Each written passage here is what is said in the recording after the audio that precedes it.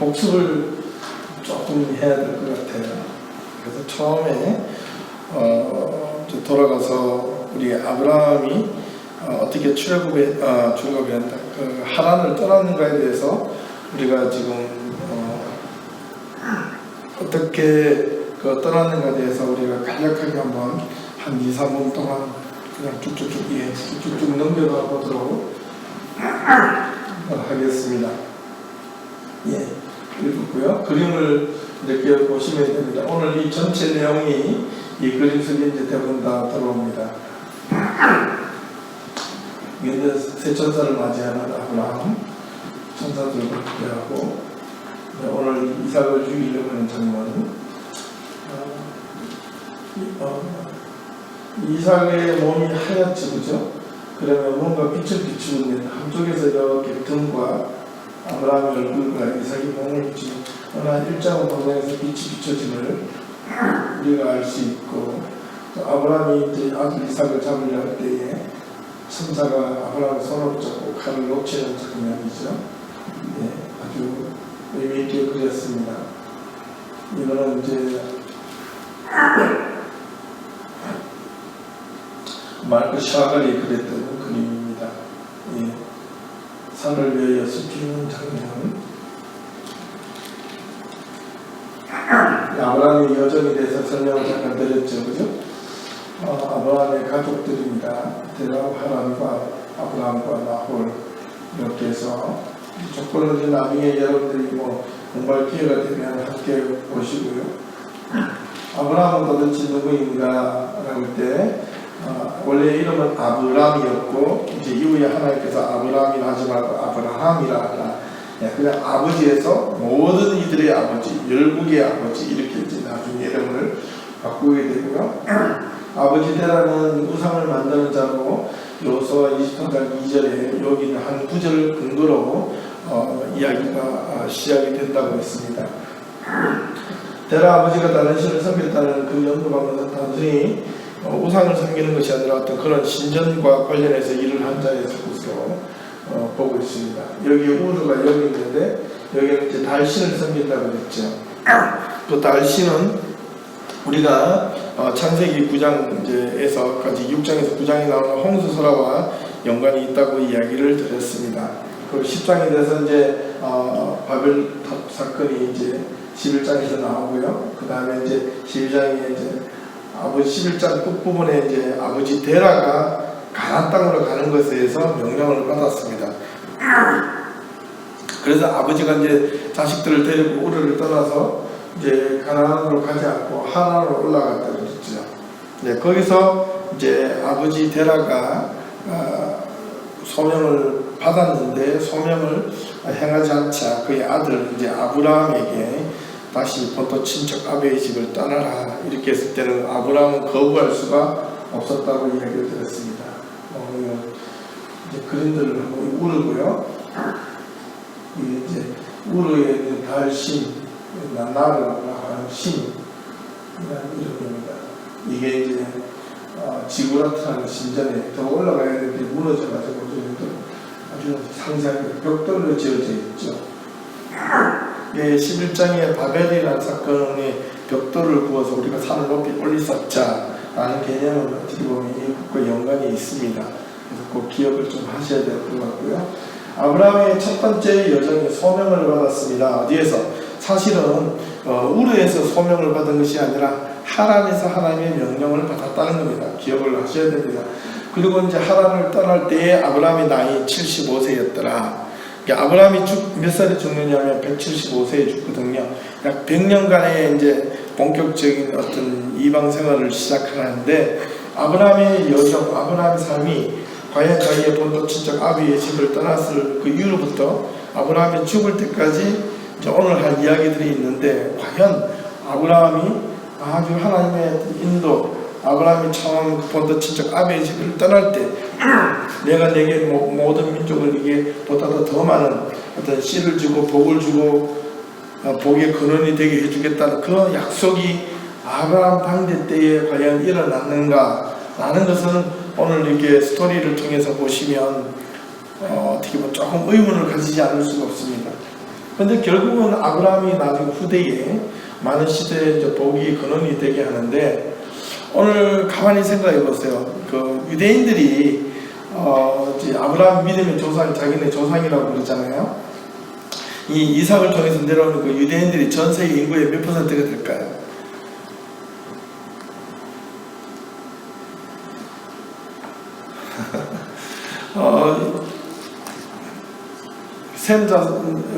셈 자손에 해가지고 아브라함부터 쳐가지고 이삭 격으로 내려와가지고 그 현재 유대인들 정말 혈통으로 순수 유대인은 생각보다 전체 지금 현재 전 세계 인구가 한 70억 가까이 되는데 그 중에 한 0.2%, 5%, 3%밖에 되지 않습니다. 성경하고 좀 약간 내용적으로 다르죠, 그죠? 예. 그런데 지금 현재 유대인이라고 스스로 칭하는 조건은 세 가지인가 네 가지 정도의 조건이 있죠. 예. 부모님이 유대인, 그 다음에 아버지는 비유대인이라도 엄마가 유대인이면 유대인으로 인정해주고, 그 다음에 유대교를 믿는 사람은 유대인, 그 다음에 마지막 네 번째는 국적이 유대인인 사람들은 이스라엘 사람 유대인으로 인정을 해주는 겁니다. 예. 근데 실제로 이스라엘 가보면요, 이스라엘 전체 인구가 한 800만 명인가? 조금 안 된다고 들었어요. 한 600에서 800 정도, 정확하게 잘 모르겠습니다. 근데 생각보다 우리가 알고 있는 예루살렘에만 해도 유대인이 반, 팔레스타인이 반입니다.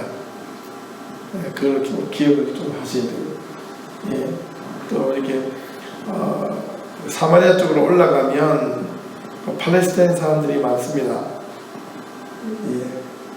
여하튼 아브라함이 소명을 받았는가, 아버지 데려가 소명을 받았는가, 아버지가 먼저 받았지만은 나중에 아들이 그것을 행했다고 그랬죠.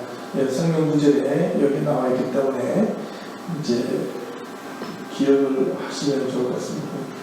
예, 아버지 데라가 우르에서 떠나가지고 가나안을 가려면 중간을 거쳐서 다마섹으로 해가지고 바로 이쪽으로 내려갈 수 있는 통로가 있었는데 아버지는 여기를 꺾지 않고 위로 올라갔다고 하나님으로. 왜 그랬을까? 라는 생각을 우리가 한 번 더 생각을 해보자는 거였고, 그 다음에 이제 하란에서 이제 아브라함이 하나님부터 다시 한 번 더 이제 콜링을 받고 이제 그 본토 친척 아비의 집을 떠날 때에 그의 나이 75세였더라. 75세부터 아버지의 데라와 생이별을 하는 거죠. 약 몇 년 동안? 약 60년 동안 헤어져서 산다 그랬습니다. 이 아브라함은요, 그 가나안 땅으로 가는 줄도 알았습니다. 가나안 땅으로 내려가고자 해가지고 내려갔는데 한 번도 아버지의 집을 하나로 돌아가지 않습니다. 예, 죽을 때까지 아브라함은 이방 땅에서, 그들이 말하는 약속의 땅이 아니라 어떻게 보면 혈통적으로 봤을 때는 그들의 이방 땅이, 이방인의 땅이 이 가나안의 땅이었습니다. 예, 거기서 아브라함이 죽고 아브라함이 죽음으로 말미암아 그의 자손들이 거기서 뿌리를 내립니다. 예, 어떻게 보면 이제 이민 1세대일 수도 있겠죠, 아브라함이. 거기서 참 우리에게, 저 외국에 사는 우리들에게 좀 큰 위로가 됩니다. 우리의 자녀들, 우리의 어떤 2세, 3세들이 이 땅에 뿌리를 잘 내리기 위해서 역할이 누가 중요하냐면 1세들이 정말로 중요합니다. 1세들의 신앙이 중요해요. 아직 지금 여러 군데에서 1세들의 신앙은 요즘 다시 재평가가 되는데 한번 깊게 생각해 볼 내용들입니다. 자, 뭐 그런 내용들, 그림은 이제 빨리 스킵을 하고요. 이제 아브라함이 명령하셨던 것들 내용을 이제 쭉 이야기를 했었습니다. 그래서 넘어가겠습니다. 쭉 보시면 되겠고요. 네. 아브라함이 60년 동안 아브라함 없이 홀로 하란에서 살았다. 아버지 때와 아브라함의 관계에 무엇을 의미하는가? 아브라함이 고향 친척 아비의 집을 떠날 때는 그의 몫으로 돌아올 유산을 포기하는 것, 과거를 완전히 정리하고 새로운 곳으로 떠날 것을 의미하는 것, 갈 바를 알지 못하고 나아가는 것에 대한 절대적인 의지, 이게 중요합니다. 그리고 내가 너로 큰 민족을 이루고 내가 내게 복을 지어 내 이름을 창대케 하리니 너는 복이 될지라, 또는 복의 근원이 될지라. 이 말이 아브라함을 움직였다고 볼 수 있겠는데요. 실제로 아브라함의 삶이 과연 이렇게 내게 복을 주고 아브라함이 현실적으로 생각하는 그 복을 정말 많이 받았는가? 이거는 우리가 한번 이제 다음 과정을 통해서 한번 보시면 좋을 것 같아요. 그리고 아브라함에게 하나님께서 하셨던 말씀이 너를 축복하는 자에게 내가 복을 주고 너를 저주하는 자에게 저주하겠다. 땅의 모든 족속이 너로 말미암아 복을 얻을 것이다. 어떻게 보면 이 구절들이 오늘날 이렇게 21세기 살아가는 우리들에게 유대인들의 어떤 그 형태로 말미암아 많은 사람들이 잘 살게 된 것은 성경적으로 봤을 때 어떡한 좀 일리도 있겠다라는 생각을 해봤습니다. 그럼 무엇보다도 축복하는 자에게 복을 내리고 저주하는 자에게 저주하겠다. 이 축복이라는 복은 이게 이 단어가 그 의미 속에는 저주라는 단어도 들어있다 그랬죠. 하나님의 받은 복을 잘 관리를 못하면 그 자체가 오히려 저주가 될 수 있다. 그렇게 말씀을 드렸습니다. 또 하나의 이제 데라와 아브라함의 관계 속에서 중요한 중에는 아브라함이 복이 되는 것은 성경을 보면 내가 뭐하고 내가 주고 내가 하겠다. 그 다음에 너는 뭐가 되라. 이렇게 하는 것은 하나님이 주고 항을 행하게 하고 만들어 가시겠다는 건데 그 복의 주권은 누구한테 있다? 하나님께 있다. 이렇게 설명을 해야 하는 겁니다. 그래서 모든 복은 하나님께 있는 것이지 내가 이렇게 복을 빌어가지고 하나님께서 주신다는 것은 그걸 가지고 기복이라고 그래요. 기복과 하나님이 주시는 강복은 다른 겁니다. 이게 우리가 하나님께 복을 빌는 건 자체는 뭐 틀렸다고 보진 않는데 그럼 기도와 복을 강구하는 것은 차이가 있어야 됩니다. 많은 사람들이 교회에서 신앙생활 할 때 이렇게 기복적인 신앙생활을 생각보다 많이 합니다. 이제 그걸 빼야 돼요. 하나님께 복을 원하는 건데 그거는 이제 기복이죠. 복을 비는 거니까 복을 위해서 기도하는 거잖아요. 그걸 기복이라고 그러거든요. 그런데 기도는 그게 아닙니다. 기도는 하나님의 뜻을 찾아가는 거예요. 내 뜻이 아니라 하나님의 뜻을 묻고 하나님의 뜻을 쫓아서 내가 내 삶을 그쪽으로 포커스를 맞추고 방향을 맞추기 위해서 그 예를 나침반을 찾아가는 것을 기도라고 이야기하는 겁니다. 많은 분들은 기도의 방식을 잘못 알고 있어요. 참 안타깝죠. 예.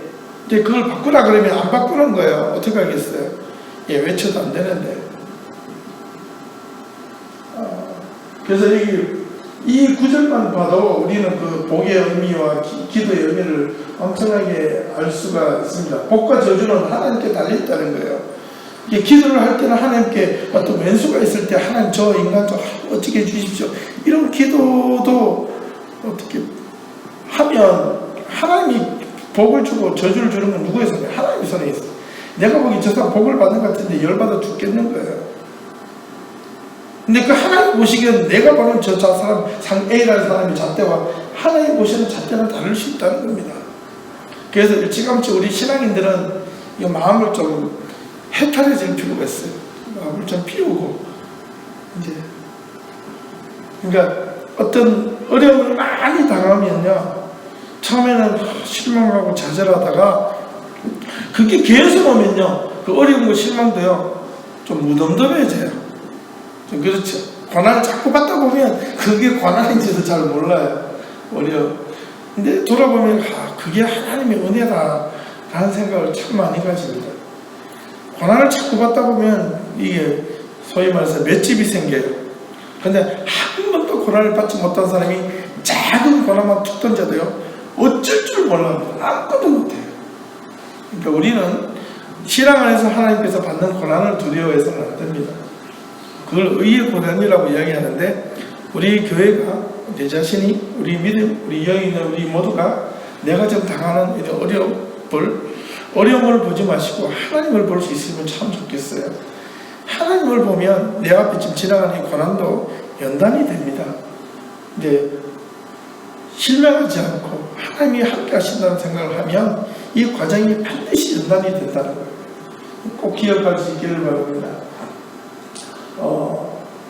이제 하란에서 가나안까지 아브라함이 그의 아내 조카롯과 하란의 모든 소유로 사람들이 끌고 가나안 땅으로 들어갔습니다. 그리고 아브라함이 땅을 진 세겜 땅 모래 상수리 나무에 이르러 거주하며 그곳에서 하나님을 만나고 그래서 제단을 쌓았다. 그렇죠? 이게 상수리 나무라는 뜻이 히브리어의 엘론이라는 뜻인데요. 무슨 말이냐면 신성한 나무라는 뜻입니다. 상수리 나무라는 뜻이.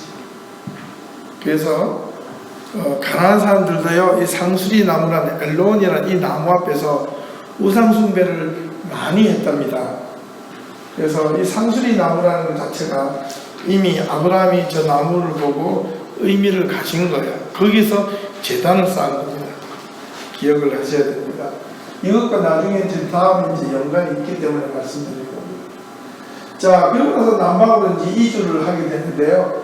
이제 나머지는 이제 쭉 내려가서 지도를 보시고, 예, 오늘 이제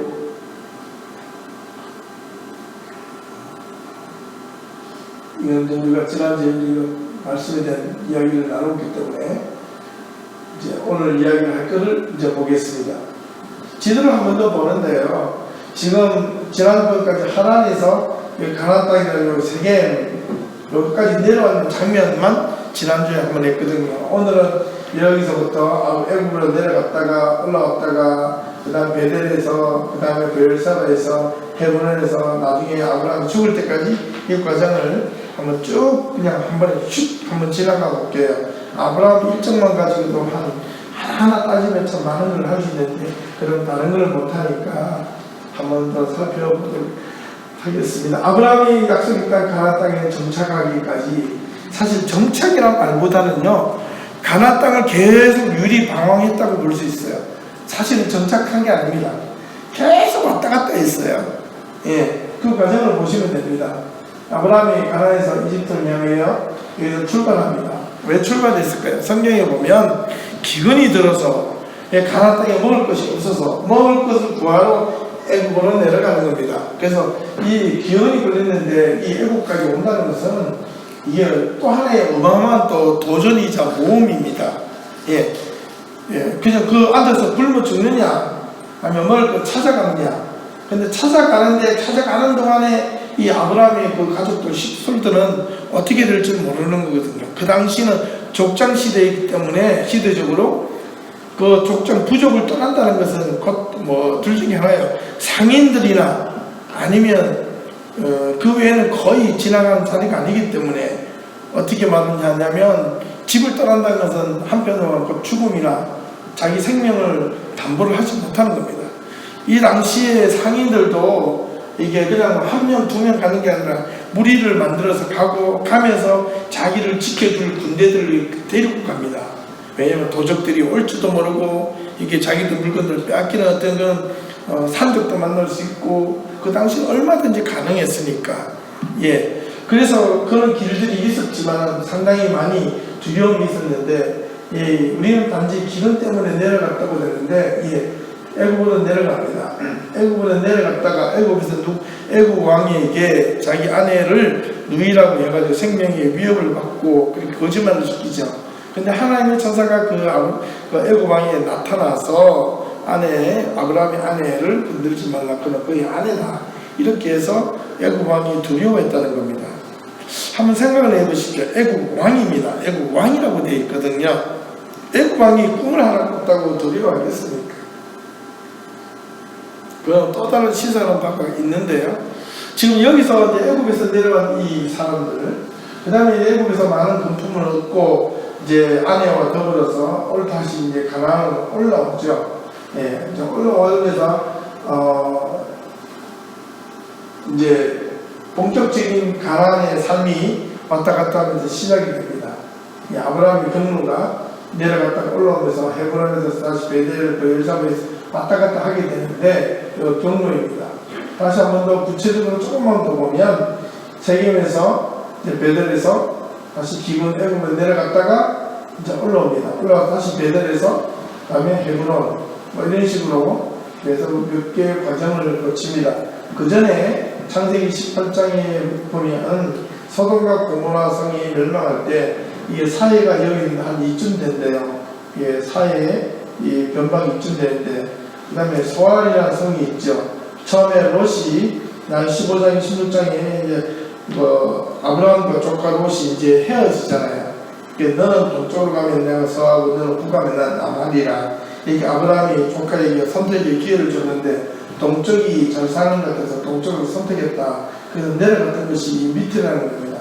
사실 이 밑에는 사실 잘 사는 동네가 아닌데 사막인데 어떻게 선택을 그렇게 했는지는 모르겠어요. 지금 시점으로 봤을 때. 그러나 이제 롯이 잡혀있다는 소식을 듣고 구출해서 도망가고 다시 소돔과 고모라에 그 롯이 들어가 있는 걸 보고 아브라함이 조카를 위하여 간구하며 무릎 꿇고 기도하지 않습니까? 예, 어떻게 기도하죠? 하나님께 새 천사를 맞이해서 아브라함에게 하나 천사를 맞이해서 기도합니다. 처음에 이렇게 애거를 합니다. 만약에 소돔과 고모라에 몇 명? 의인이 50명이 있으면 살려주겠습니까? 그러니까 하나님께서 천사가 그럼 살려주지. 아브라함이 한번 생각해도 50명이 안 될 것 같아. 그래서 몇 명으로 줄여요? 5명씩 줄입니다. 그래서 마지막에는 몇 명요? 아브라함에게도 양심이 있는지 10명까지 줄입니다. 하나님이 말씀하십니다. 그러면 10명이 의인 10명이 있을지라도 이 성을 멸하지 아니하리라. 근데 멸망을 당했습니다. 의인이 10명이 없어서. 근데 누가 구원을 받습니까? 대신에 롯과 아내와 딸 몇 명? 둘, 총 4명이 구원을 받습니다. 그들이 의로워서 아니에요. 하나님의 선택을 받은 자입니다. 왜냐하면 새 천사를 롯이 영접을 했거든요. 그런데 우리가 잘 알다시피 그 때가 되어서 그 소돔과 고모라를 탈출할 때 하나님이 뭐라고 명령을 하셨어요. 도망할 때 뒤를 돌아보지 마라. 절대로 뒤를 돌아보지 마라. 근데 누가 돌아봤습니까? 롯의 아내. 돌아보는 순간 뭐가 됐대요? 소금 기둥이 됐대요. 소금 기둥이라는 것은 이 사이에서 제일 많이 나는 소금 기둥하고 똑같거든요. 예. 뒤를 돌아본다는 게 무슨 뜻이겠습니까? 미련이 남아있다는 거거든요. 예. 진짜 명한 안 명한 나 이렇게 돌아보는 게 아니라, 예, 롯의 아내는 하나님의 말씀보다 뒤에 것이 미련이 남아있었다는 증거이죠. 그게 참 의미 있는 말을 전해주고, 그러고 나서 이제 아브라함이 이제 본격적으로 이제 이삭을 낳은 뒤에 이삭이 어떻게 됩니까? 나중에 하나님께 바치라 이런 장면들이 이제 나오는 거죠. 자, 이런 것들을 이렇게 중간중간을 보시면 이런 막 복잡한 과정이 있는데, 이거를 제가 조금 더 시대별로 나열하면, 갈대 우르에서 하란에서 아브라함이 가나안을 부르셨고, 하란에서 세겜으로 조카 롯과 동행하고, 세겜에서 하나님이 나타나시자 단을 쌓았습니다. 상수리 나무죠. 기억하셔야 됩니다. 베들 동편에서 또 단을 쌓고 기도했습니다. 그 다음에 아브라함의 애굽 여정이 본격적으로 시작이 됩니다. 남방으로 이동하는 기근을 해 애굽으로 갑니다. 애굽에서 아내를 누이라 속이고 이 일을 바로에게 책망을 받습니다. 애굽에서 나올 때의 육축과 은금이 풍부하게 얻어서 애굽을 나오게 됩니다. 그리고 아브라함이 롯과 헤어집니다. 그 다음에 이제 19장에 보면 한 몇 점 넘겨서 롯을 구하러 가기도 하죠. 애굽에서 올라와 베들과 아이 사이에서 여호와의 이름을 그때 본격적으로 불렀고, 그 다음에 좁은 땅으로 인하여 롯과 헤어지고 가나안 땅에서 약속을 받습니다. 다시 한 번 더 베들에서 헤브론을 옮겨가 여호와를 위해서 또 단을 쌓습니다. 잡혀간 롯을 구하기 아브라함이 쫓아갑니다. 멜기세덱을 만나서 11절을 멜기세덱이 드리죠. 헤브론에서 아들에 대한 약속을 다시 한 번 더 얻습니다. 그때 어떻게 됩니까? 아내 사라와 이 아버지 아브라함은 그 약속을 믿었어요, 안 믿었어요? 믿었어요, 안 믿었어요? 안 믿었어요. 왜? 아브라함의 나이가 이미 90이 넘었고 아내도 나이가 많았습니다. 그래서 이게 어쩔 수 없고 경수가 끊어져서 누가 웃었대요? 아내 사라가 비씩 웃었습니다. 그 말은 안 된다는 거예요. 이 여자의 어떤 생리적인 그 본능의 어떤 무슨 절대로 이룰 수 없는 거라고 사례를 뒀던 거죠. 근데 하나님이 허락을 하셔서 아이를 낳게 되는 거죠.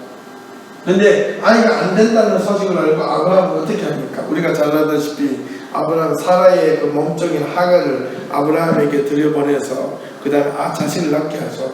그게 자연스러운 겁니다.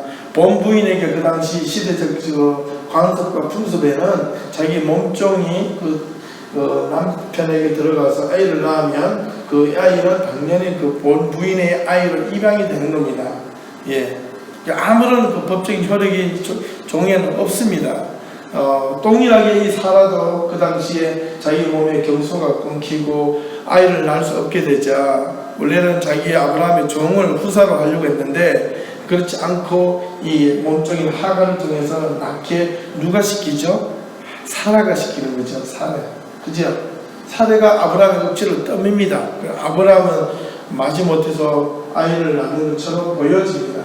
자, 아브라함의 가정의 문제가 하갈이 이스마엘을 낳게 되고 그 다음에 천사가 등장해서 아브라함이 기도를 소돔과 고모라를 위해 기도하게 되고 의인 10명을까지 기도하게 되고 결국은 의인 10명이 없어서 의인이 소돔과 고모라가 멸망하게 되는 거죠.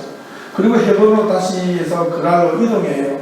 그랄에서 브엘세바로 아비멜렉에게 아내를 또 누이가 한 번 더 속이고 그랄 왕은 아비멜렉이죠. 이삭의 출생과 이스마엘이 이제 그때 서로 이제 분쟁이 생겨서 이스마엘과 하갈을 쫓아내죠.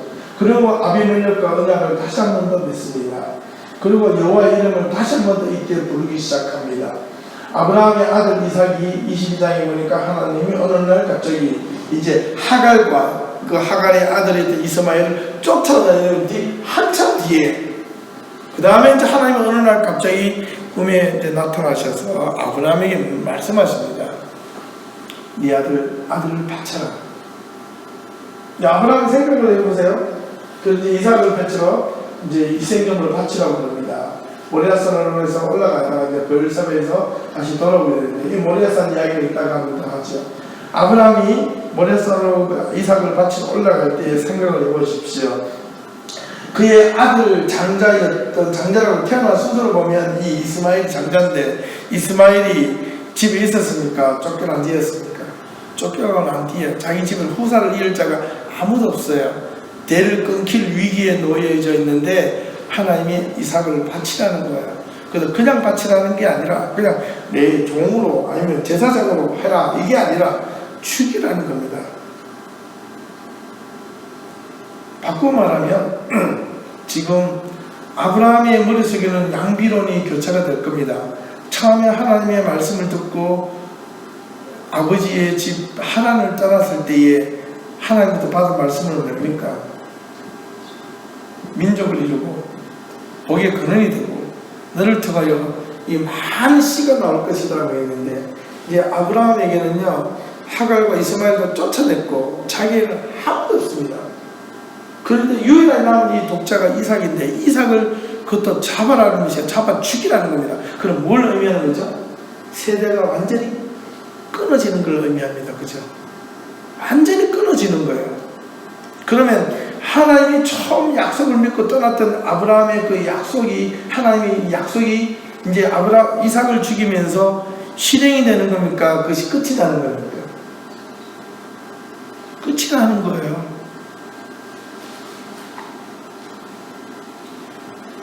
우리는 그 단순히 이삭을 바치는 데 과정이 있는 것이 아니라 아브라함이 처음 약속을 받고 본토 친척의 집을 떠나서 유리방황하면서 자기가 유일하게 믿었던 것은 첫 번째 약속이었거든요. 그 약속이 이삭을 바치면서 끝이 날 판입니다. 여러분들은 만약에 그런 상황이 있을 때 어떻게 했을까요? 만약에 저라면 저는 장담을 못하겠는데요, 솔직하게.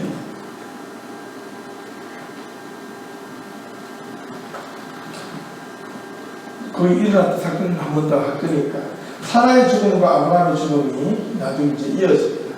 큰 스토리는 이렇습니다. 그래서 한 번 더 잠깐 보면 아브라함이 가는 곳마다 하나님께 단을 쌓았다. 이 단이라는 단어가 제단인데 이 첫 번째 쌓은 단, 상수리나무, 엘로몬, 이 신선한 나무의 뜻이라고 했죠.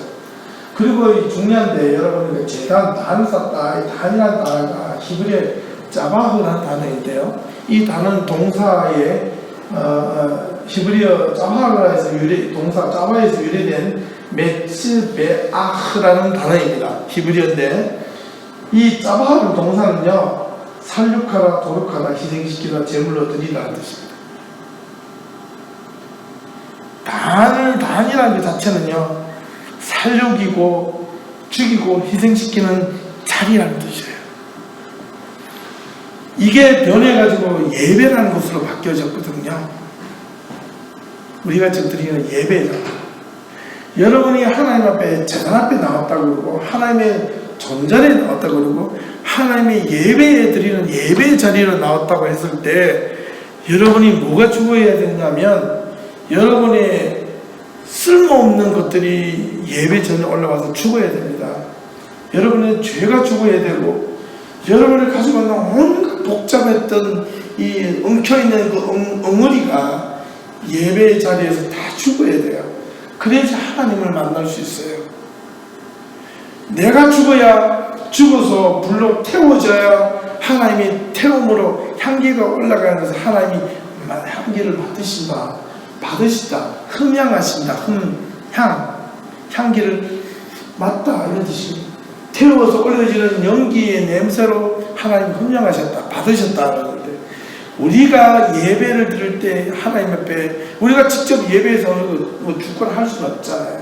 뭐가 죽어야 되는데 내 안에 있는 잘못된 속 사람들이 죽어야 되는 거예요. 하나님 앞에 태워져야지만이 진정한 예배가 되고 제단이 되고 제사가 되는 겁니다. 참 중요한 의미가 있어요. 그 다음에 하나님께서 제단을 쌓았다는 말은 아브라함은요 이삭까지 자기가 옮겨지는 장소마다 뭘 했냐면 단을 쌓았어요. 제단을 쌓았다는 거예요. 그 말은 뭐냐면 새로운 곳에 정착을 하는 것이 아니라 새로운 곳에 안착을 할 때마다 뭐냐면 하나님 앞에 또 여기까지 나를 지켜주신 하나님, 새로운 곳에 또 정착할 때마다 단을 쌓았다는 것은 내가 두려움과 죽음의 연속인데 또 살았다는 하나님, 그래서 나는 죽고 또 한 번 살아나는 하나님께 감사해 드리는 단을 쌓은 것이 아브라함의 제단이었습니다. 성경은 나는 날마다 죽고 하나님이 살아나는, 하나님의 영광이 드러나는 그런 삶이 오늘 이 시대에 너무너무 필요하다.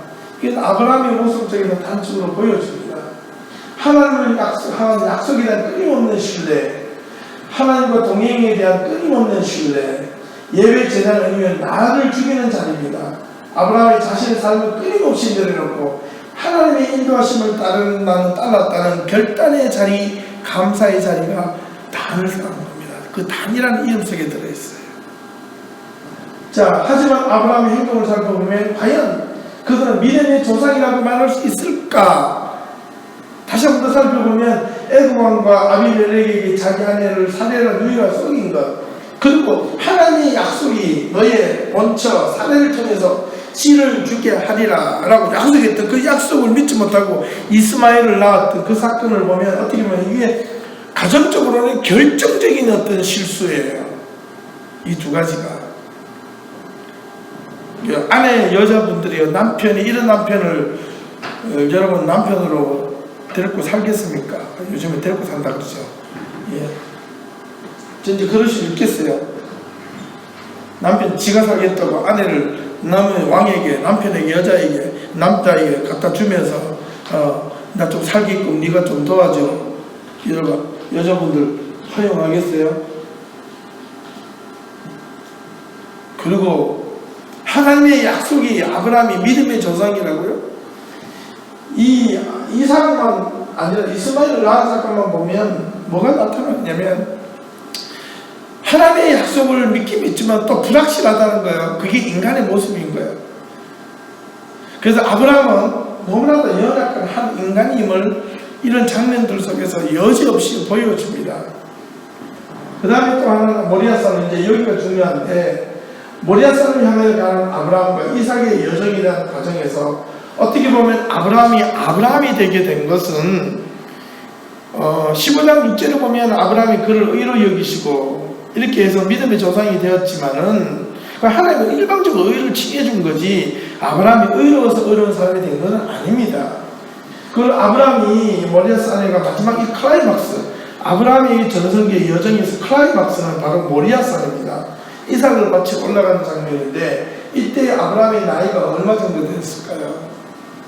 아브라함이 100세 때의 자식을 낳았거든요. 그죠? 그다음 그거로부터 약 시기를 조정해 보면 이 이삭의 나이가 약 한 16에서 18살 정도 되었을 것이다. 이렇게 잡습니다. 그럼 아브라함의 나이가 이미 116이나 118살 정도 되었다는 거겠죠. 이때 아브라함과 이삭은 힘이나 경쟁으로 봤을 때는 아브라함은 도저히 감당할 수 없는 이삭의 어떤 힘과 어떻게 보면 청소년 시기와 청년의 시기를 접어들 때입니다. 이삭도 마음만 먹으면 자기를 죽일 것이라고 생각했다면 도망갈 수 있었을지도 모릅니다. 그러나 아브라함과 이삭은 참 지혜로웠어요. 자기가 실수가 많고 잘못이 많고 아내에 대한 어떤 부족함이 있음에도 불구하고 어떻게 보면 아브라함은 이 하나님께서 아까도 말씀드렸지만 하갈도 이스마엘도 전혀 쫓아버리고 그 다음에 자기의 마지막 남은 이 분신이와 같은 이 이삭을 바치라는 그 명령을 들었을 때에 아브라함은 어떻게 보면 자기 신앙과 자기 삶과 자기 인생의 마지막에 선택의 기로에 놓여져 있는지도 모릅니다. 뭐 길게 잡아 118살. 근데 아브라함은 언제 죽어요? 175세에 죽습니다. 그러면 몇 년을 더 살아요? 약 57년을 더 살게 되는데 57년의 나머지 인생이 어떻게 보면 아브라함의 나머지 인생의 어떤 기로에 놓이는 절대절명의 순간입니다. 신앙을 끝까지 믿고 가느냐, 그전까지 살아왔던 하나님을 신앙을 포기하느냐, 누구를 위해서? 아들 위해서 포기하느냐, 하나님을 위해서 죽이느냐, 절대절명의 순간이 바로 이 모리아산의 사건입니다. 그 사건의 내용을 보면 아브라함의 믿음은 도대체 어디까지인가? 이삭은 누구를 믿고 따라갔는가? 하나님요? 아니요. 아버지를 믿고 따라가는 거예요. 근데 따라가다 보니까 이게 의심스러운 거예요. 그죠? 예. 뭐가 있느냐면 이 불과 나무는 있는데 재물이 없는 거예요. 근데 여러분 놀랍게도 이 나무라는 이 단어가요, 아브라함이 이삭이 물어요. 22장에 보면 뭐라고 묻느냐면, 그죠?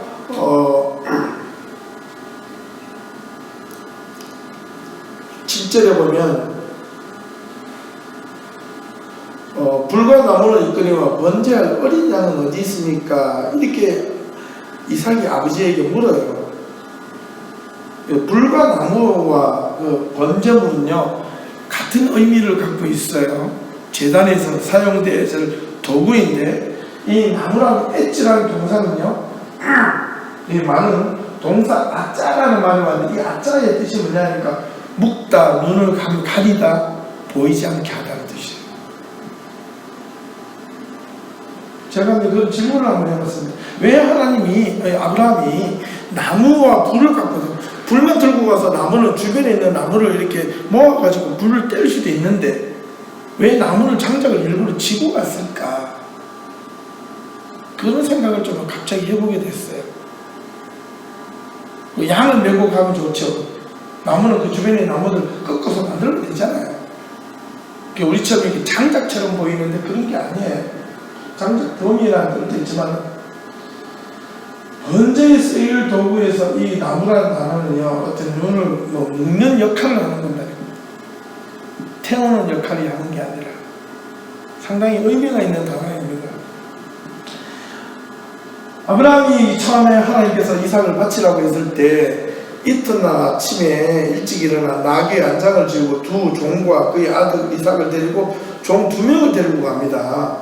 번제에 쓸 나무를 쪼개어 가지고 떠나 하나님이 자기에게 일러주신 곳이 모리아산인데 거기까지 며칠 동안 갔냐면 3일 동안을 갑니다.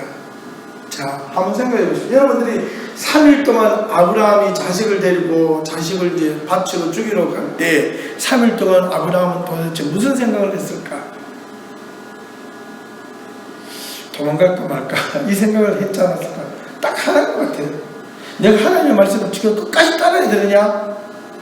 아니면 이 자식을 보고 도망가라고, 차라리 내가 올라가서 하나님, 내가 자식 내가 보냈으니까 하나님 저를 죽이십시오, 이렇게 하려고 했다든가, 그 갈등이 있었지 않았을까? 당연하게 있을 것 같아요.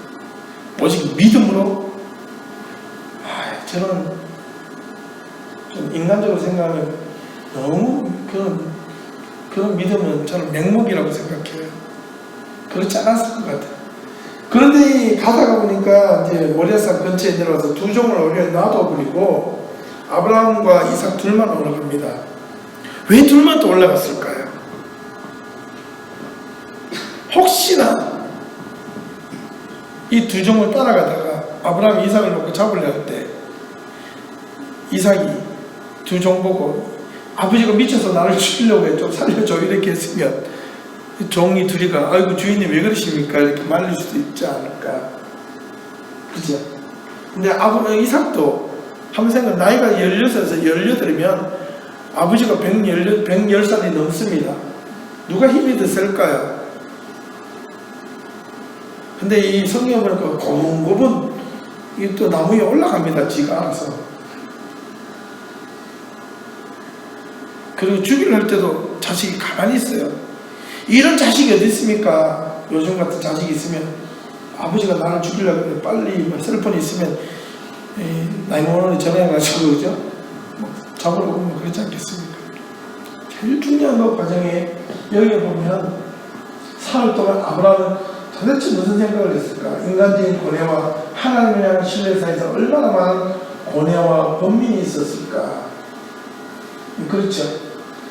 근데 하나님께서 이삭을 그래서 끝까지 모래산 꼭대기에 올라가서 장작을 쌓고 불을 지피고 아이들을 올려놓고 이제 죽여서 불을 지피려고 했을 때 천사가 소리를 들렸던 거죠.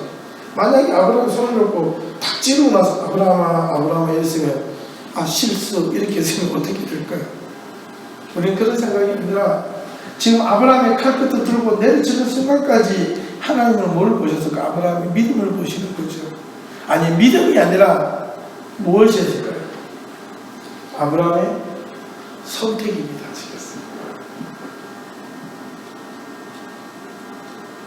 그런데 선택의 밑바닥에는 믿음이라는 것이 있는 것 같지만은 뭐 그럴 수 있겠죠. 아브라함의 선택이에요. 끝까지 자기가 좀 칼을 들고 죽기 전까지 그 죽이는 그 순간 앞에서까지 하나님은 무엇하고 계시는가?